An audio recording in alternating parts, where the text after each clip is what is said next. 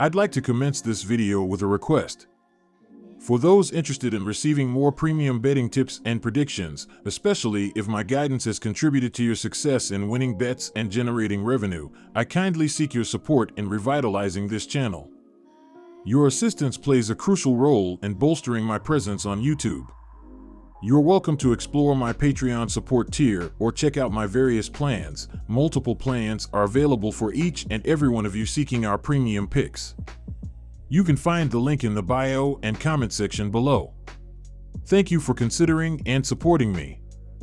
Knicks vs 76ers. My team pick is Philadelphia minus 4.5 points. New York is scoring an average of 109.7 points per game through 3 games of the postseason, while shooting just 43% overall and 40.8% from three-point land. However, it's the defense that wins games for New York. The Knicks are allowing an average of 110.0 points per game, after allowing an average of only 102.5 points per game in games 1 and 2. New York is holding Philadelphia to an average of just 37.7 rebounds per year, while the Knicks are averaging 44.3 boards, 15.3 offensive, 29.0 defensive per contest. Jalen Brunson is leading New York in scoring with an average of 28.3 points per game and is also the dish leader with an average of 8.7 assists per game. Brunson also led New York in scoring and assists during the regular season. Josh Hart has come up big in the postseason, averaging 11.3 rebounds per game, while Mitchell Robinson is averaging 7.7 boards per contest.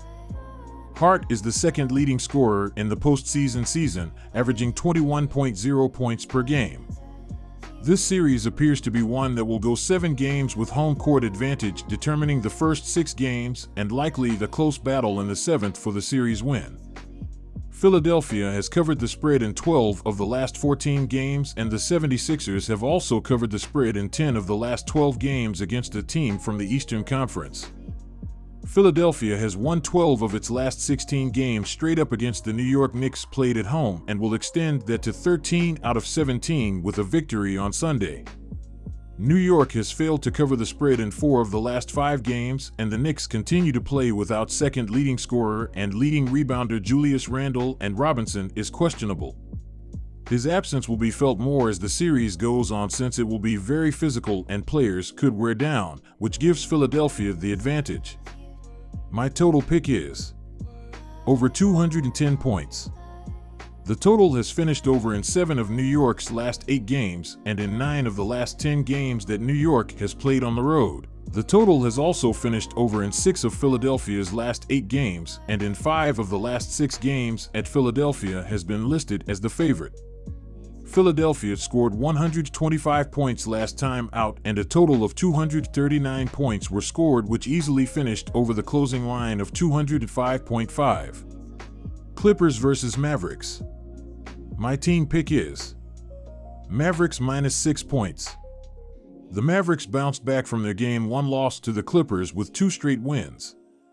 They will try to put the Clippers in a bigger hole with a win on Sunday, which will move them 1 game away from the next round of the playoffs. Dallas is averaging 117.2 points per game. They scored 101 points in their last game, making 45.3% of their field goals and 25.7% of their three-pointers.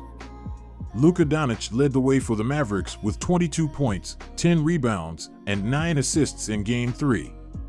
Kyrie Irving finished with 21 points, 4 rebounds, and 6 assists, while Derek Lively too added 13 points. Dallas has struggled defensively, giving up 114.5 points per game for the season. They gave up just 90 points in their last game and will need a similar effort if they want to get the win. The Mavericks have won 2 straight games and 8 of their last 9 home games. They didn't score a lot of points in their first 3 games, but they've done a better job on the offensive end than the Clippers. They've done a good job of rebounding the ball and grabbed more than 10 offensive rebounds per game in their last 3 games, so expect them to get a lot of extra scoring chances in this game. They also cut down their turnovers and won't give the Clippers a lot of easy scoring opportunities. The Clippers aren't very good defensively on the road, where they are giving up more than 112 points per game and will likely be without their best defender in Leonard, so expect them to have a hard time slowing down the Mavericks in this game. The Clippers have lost 5 of their last 6 games and 2 of their last 3 road games. They played well offensively in the first game of the series, without Leonard, who led the team in scoring in the regular season, but they struggled in the last 2 games despite having him back in the lineup, scoring less than 100 points in both games. Their rebounding has been good and it will keep them in this game, but they've been very careless with the ball, which will lead to easy scoring opportunities for the Mavericks, who averaged 9 steals per game in their last 3 games.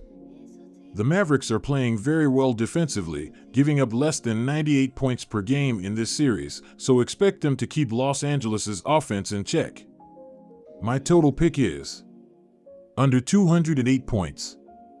The Clippers are averaging 115 points per game and 115.3 points per game on the road. They averaged 97.3 points per game in the first 3 games of this series. They play at a slow pace, averaging 100.3 possessions per game, and they're facing a team that gave up 97.3 points per game in their last 3 games, so expect them to be held under their average in this game. The Mavericks are averaging 117.2 points per game and 118.3 points per game at home. They averaged 98 points per game in the first 3 games of this series. They play at a faster pace, averaging 103 possessions per game. And they're facing a team that gave up 98 points per game in their last 3 games, so don't expect them to score enough points to push the score over the total. The Clippers and Mavericks played under the total in their last 5 meetings. Bucks vs. Pacers. My team pick is Pacers minus 7.5 points. Indiana should have put Game 3 away early after taking a 17-point lead after the opening quarter, only to let the Bucks back into the game before prevailing in overtime. Middleton had a huge game after being a question mark to take the floor following an ankle injury in Game 2 where he didn't practice Thursday. However, the Bucks took another hit as Lillard re-aggravated an Achilles issue that hampered him in overtime. He didn't take a shot in overtime and was used as a decoy. If he is hampered in any way, shape, or form, the Bucks are in serious trouble. As it stands, Indiana learned from their mistakes of nearly letting Game 3 slip away. Look for the Pacers to take a 3-1 series lead here with a home win. My total pick is over 216.5 points. 2 of the first 3 games in this series went over the mark, though it did take overtime for Game 3 to get there. At the end of regulation, the score was tied at 111, and even that was helped by a combined 9 points in the final 19.1 seconds. The teams combined to take 83-point attempts in the game, but made just 23, with Halliburton, 1 of 12, contributing his wing to the Bricklayers' monument. One has to think that 3-point shooting will regress more to the norm in this one. This game has the lowest total yet for the series, and it may have trended down a little too far. Lean toward the over in this contest. Timberwolves vs. Suns. My team pick is Timberwolves minus 1.5 points. After struggling in their Game 2 win, Edwards got back on track in a pivotal Game 3, giving Minnesota a commanding 3-0 lead. He shot 12 of 23 from the field and scored 36 points. That was his highest scoring game of the series, though it doesn't match his playoff career high of 41, which he set last year. Minnesota is now in complete control of the series and will look to close it out. Edwards isn't the type of player who takes his foot off the gas, so expect him to have another big game in Game 4 and the Suns to encounter the same issues as Game 3. Minnesota out-rebounded them 50-28, outscored them 56-36 in the paint, held a +10 advantage on the offensive glass, and had a 19-8 advantage in second chance points. That is all size and effort. Expect the same outcome in Game 4. My total pick is under 210.5 points. The first 2 games of this series in Minnesota had the total going well under the projected total. Game 3 was faster paced, and the total went way over the number set at 210 points. Even with the result, the total has gone under in 12 of Phoenix's last 14 home games. Both teams went to the line all night, and it was not the most entertaining contest. Both clubs attempted 30-plus free throws in the game. With the Suns having their backs against the wall, I expect the refs to swallow the whistle and let the teams play in Game 4.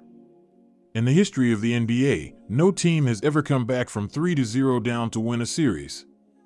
The Wolves will sweep and this game will go under the total.